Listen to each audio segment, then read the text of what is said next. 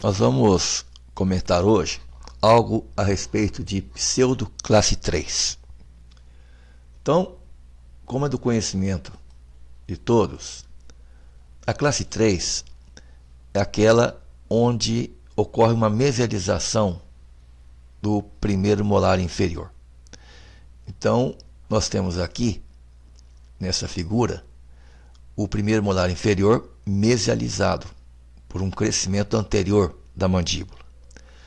O que ocorre normalmente é que a cúspide mesiovestibular do primeiro molar superior vai ocluir com o sulco vestibular do primeiro molar inferior.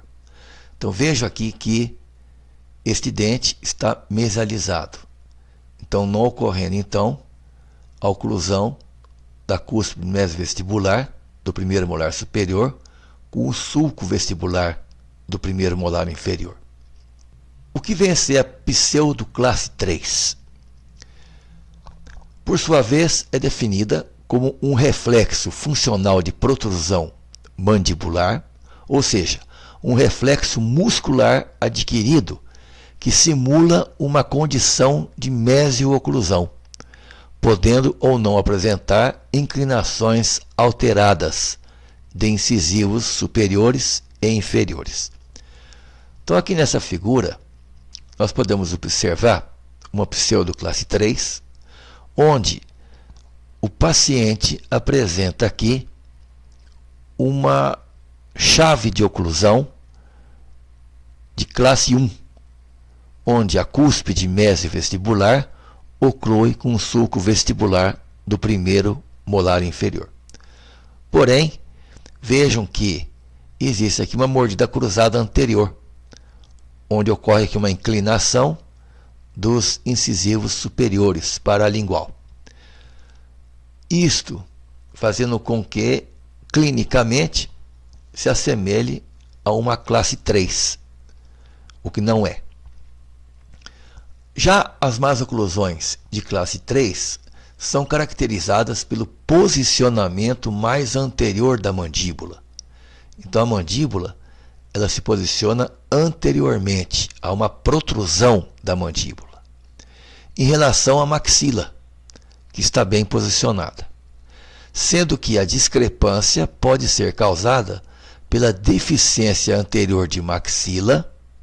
Então a maxila pode estar com uma deficiência anterior, pode também um prognatismo mandibular excessivo ou a combinação de ambos, tanto da maxila como da mandíbula. Então aqui nós temos uma pseudo classe 3 e aqui uma classe 3 verdadeira. Essa pseudo classe 3 ocorre com muita frequência nos asiáticos.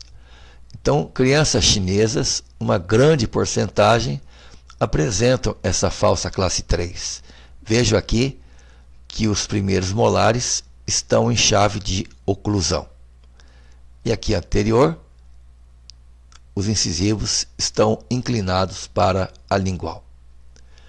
Então nós temos aqui um paciente com 13 anos e 10 meses, onde ele apresentava aqui uma inclinação lingual dos incisivos superiores, apresentando diastemas superior e inferior, como nós podemos observar aqui nessa figura, na parte inferior com diastema entre o lateral e o canino, e entre o canino e o premolar.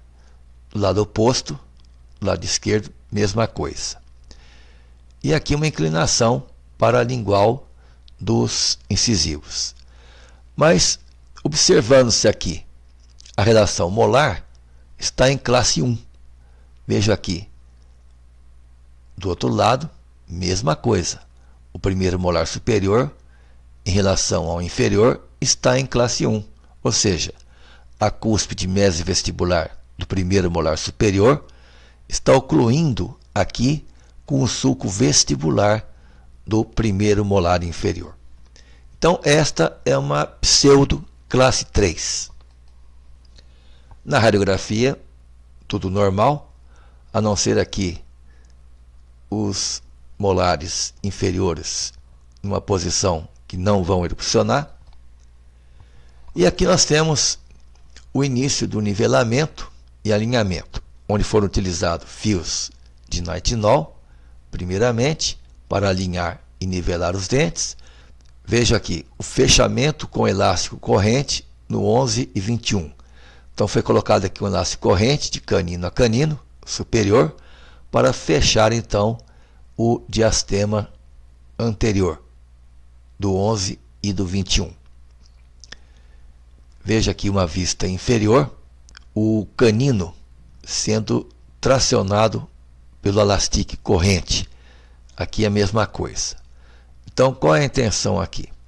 É puxar primeiramente o canino para a distal, porque tem um espaço aqui e aqui também.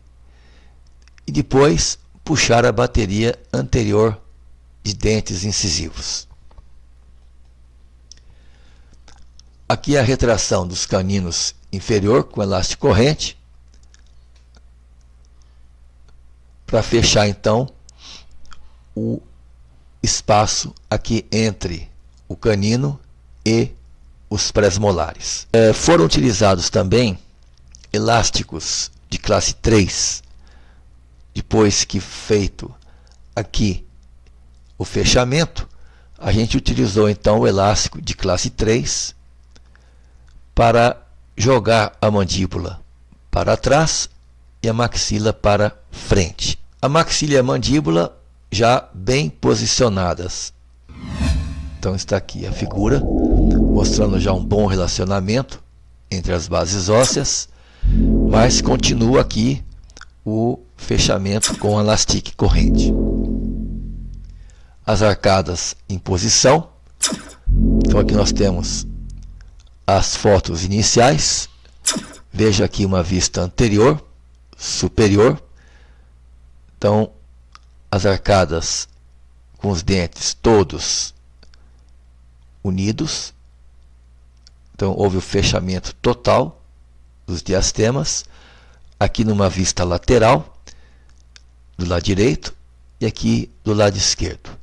Vejam que houve aqui o bom relacionamento da base óssea superior da maxila com a mandíbula. Esses dentes que antes estavam lingualizados já estão numa posição normal.